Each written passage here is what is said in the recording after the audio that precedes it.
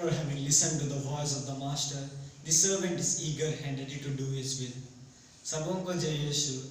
I am Brother Glason D206 from St. Paul's Minor Seminary, Lucknow.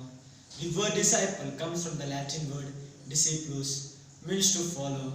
Yes, my dear friends, disciples are the ones who follow their master. Here, following does not mean going along with the master. Following means imitating his values and his teachings. Jesus, being a good rabbi, had to continue his father's mission, that was to proclaim the good news of the kingdom of God. And he knew that after his death and resurrection, someone had to continue his mission. So he chose the disciples who can lead his people to his kingdom. And now the tradition is handed down to the priests who were chosen by God himself.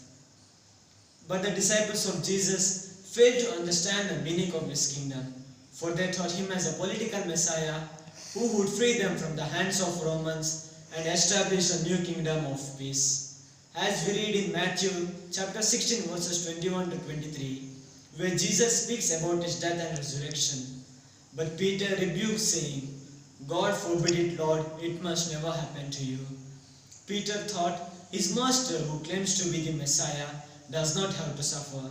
For if the Messiah suffers, if the master suffers, then the disciples have to suffer.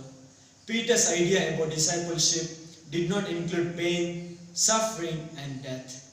But the discipleship which Jesus taught included pain, suffering, and death.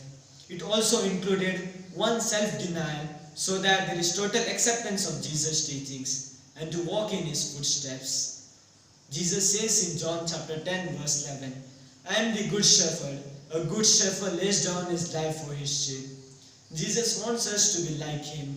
In the sense, we read in Isaiah chapter 53 verse 7, he was oppressed and he was afflicted, and yet he did not open his mouth. Like a lamb that was to be slaughtered, and like the sheep which before his master is silent, so he did not open his mouth. Therefore, a disciple of Jesus surrenders himself totally, and he accepts God's plan of salvation, so that the mission which was given by Jesus, he can fulfill it through his words and his actions. Thank you.